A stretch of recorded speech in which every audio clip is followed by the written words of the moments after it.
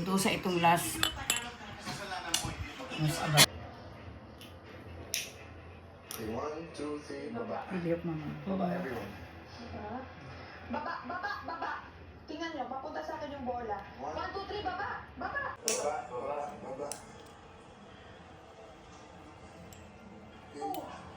Ingatan muna. Sa ibalik muna.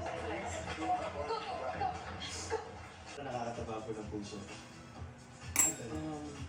Sa akin naman po, nagpapasalamat po talaga kami sa mga Pinoy Big Brothers. Talagang malaking impact rin po talaga sa amin. Yung experience, yung hirap, tiyaga, and alam na rin po namin na ganun rin nakarating.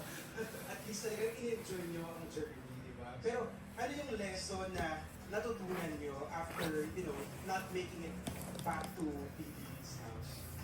Ako po, Anton, ikaw, naging lesson na natutunan? Bawat araw po, may lesson po talaga ng tulad sa amin sa bahay ni Kuya.